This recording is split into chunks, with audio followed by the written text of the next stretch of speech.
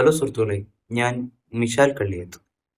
Viswajyothi engineering college മൂവാറ്റുപുഴയിൽ ഞാൻ second year പഠിച്ചുകൊണ്ടിരിക്കുന്നതാണ്. അപ്പോൾ ഇന്നത്തെ വീഡിയോയിൽ ഞാൻ പറയാനായിട്ട് പോകുന്നത്, ഞാൻ ഇപ്പോൾ CS ബിടെക് ചെയ്തുകൊണ്ടിരിക്കുകയാണ്.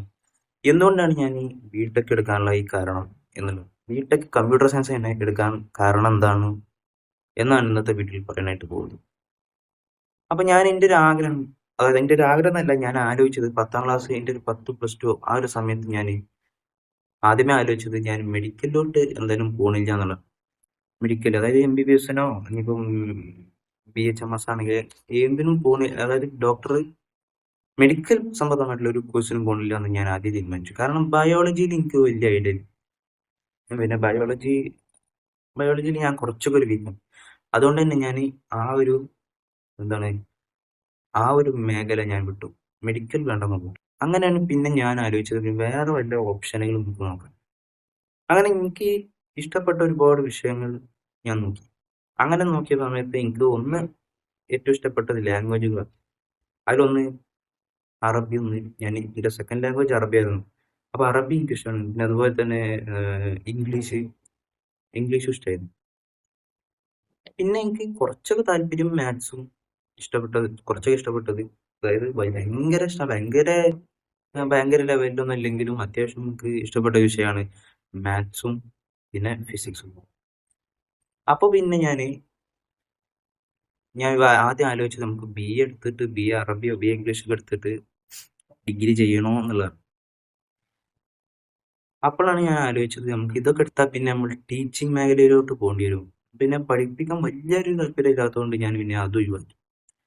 അപ്പോൾ പിന്നെ എനിക്ക് ആദ്യമേ ഒരു താല്പര്യമുള്ളത് എന്താ വെച്ചാൽ, പിന്നെ അതിന് മുന്നേ എനിക്ക് താല്പര്യമുള്ളത്, എൻ്റെ ഉപ്പ ഒരു കമ്പ്യൂട്ടർ പ്രോഗ്രാമറാണ്.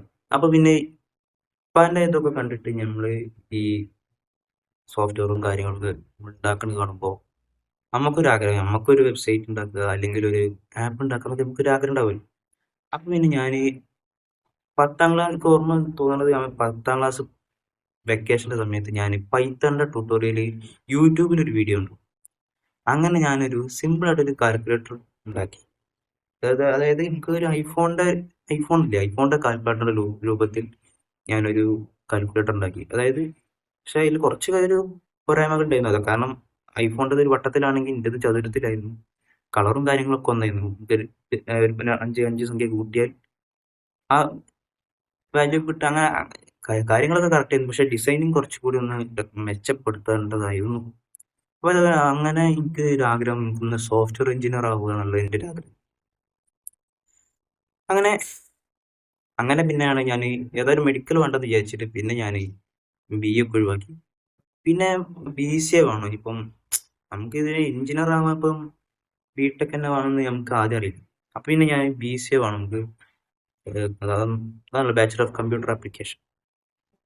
അപ്പോൾ പിന്നെ ഇപ്പം പറഞ്ഞു ഇത് നമുക്ക് സോഫ്റ്റ്വെയർ എഞ്ചിനീയർ ആവുക എന്നുള്ളത് അതൊരു വേറെ ലെവലാണ്, വേറൊരു പോസ്റ്റ് തന്നെയാണ്. നമുക്ക് BCA പഠിക്കുകയാണെങ്കിൽ അല്ലെങ്കിൽ ഇങ്ങനെ കമ്പ്യൂട്ടർ കോഴ്സ് വേറെ എന്തെങ്കിലും പഠിക്കുകയാണെങ്കിൽ നമുക്ക് ഈ കമ്പ്യൂട്ടർ പ്രോഗ്രാമർ എന്നുള്ള രീതിയിലേക്ക് നമ്മളെ ഒരു പോസ്റ്റ്. അപ്പോൾ എനിക്കൊരു സോഫ്റ്റ്വെയർ എഞ്ചിനീയർ എന്നുള്ള ലെവലിലേക്ക് വരണമെന്നുണ്ടെങ്കിൽ എന്ത് പ്രൊഫഷണൽ ഡിഗ്രി ആയി ബിടെക് ചെയ്യണമെന്നാണ്. അപ്പോൾ പിന്നെ പിന്നെ അന്ന് ഞാൻ കമ്പ്യൂട്ടർ സയൻസ് തന്നെ എടുക്കുക ആലോചിക്കണം. കമ്പ്യൂട്ടർ സയൻസ് വേണോ ഇനി ഇലക്ട്രോണിക്സ് വേണം. നമുക്കറിയാം പല ആളുകൾ, അതായത് ഇലക്ട്രോണിക്സ് കഴിഞ്ഞു ഇലക്ട്രിക്കൽ കഴിഞ്ഞിട്ടൊക്കെ IT മേഖലയിൽ വർക്ക് ചെയ്യുന്ന ഒരുപാട് ആളുകളുണ്ട്. അപ്പം ഞാൻ ആലോചിച്ചത് കമ്പ്യൂട്ടർ സയൻസ് വേണം, ഇലക്ട്രോണിക്സ് വേണം, ഇലക്ട്രിക്കൽ വേണം. അപ്പോൾ ഇതൊക്കെ ഒന്ന് ആലോചിച്ചപ്പോഴാണ് ഞാൻ മനസ്സിലാക്കിയത്, ഒന്ന് സിവിലും മെക്കും ഞാൻ ഓൾറെഡി വേണ്ടെന്ന് വിചാരിച്ചു. കാരണം അതിനെപ്പറ്റി വലിയൊരു ഐഡിയ ഇല്ലാത്തതുകൊണ്ട് ഞാൻ അത് ഒഴിവാക്കി. പിന്നെ ഇലക്ട്രിക്കൽ എന്ന് പറഞ്ഞാൽ ഞാൻ എടുക്കാത്ത വലിയ കാര്യമായിട്ട് ഞാൻ ചിന്തിക്കാൻ. കാരണം ഈ കമ്പ്യൂട്ടർ സയൻസ് എടുത്ത സമയത്ത് ഫസ്റ്റ് സെമ്മിൽ തന്നെ ഈ ഇലക്ട്രിക്കൽ ഇലക്ട്രോണിക്സിന് ബേസിക് ഉണ്ട്, അതിന്റെ ലാബ് ചെയ്യും. അതിൽ ഈ വയർ വലിച്ചിടലും കാര്യങ്ങളൊക്കെയാണ്. അപ്പം പിന്നെ ഈ ഇലക്ട്രിക്കൽ എടുത്താലും പിന്നെ ഫുൾ വയറിങ് ആയി പോകുമെന്ന് വിചാരിച്ചിട്ട് ഏതായാലും എടുക്കാത്തത് നന്നായി. അപ്പോൾ എനിക്ക് അതിനെക്കുറിച്ച് നമ്മൾ ആദ്യം ഡിസ്കസ് ചെയ്തപ്പോൾ എന്ത് ചെയ്തു, നമ്മൾ വീട്ടിലൊക്കെ ചോദിച്ചപ്പോൾ പിന്നെ എൻ്റെ ഒരു ഐഡിയയിൽ ഞാൻ ഇലക്ട്രിക്കൽ വേണ്ട ഇലക്ട്രോണിക്സും വേണ്ടെന്ന് വിചാരിച്ചു. അവിടെ ചെക്കന്മാരൊന്ന് വാതിൽ മുട്ടി. അപ്പോൾ പിന്നെ ഞാൻ കട്ട് ചെയ്തതാണ്.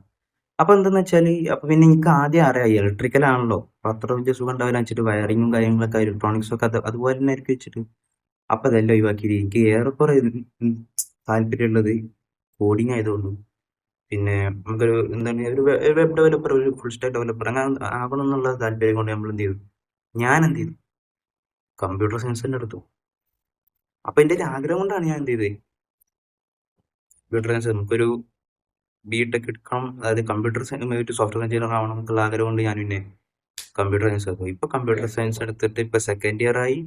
ഇനി നമ്മളിപ്പം കരിയർ ബിൽഡ് ചെയ്യാനായിട്ട് ഇങ്ങനെ തുടങ്ങിയിട്ടേ ഉള്ളൂ.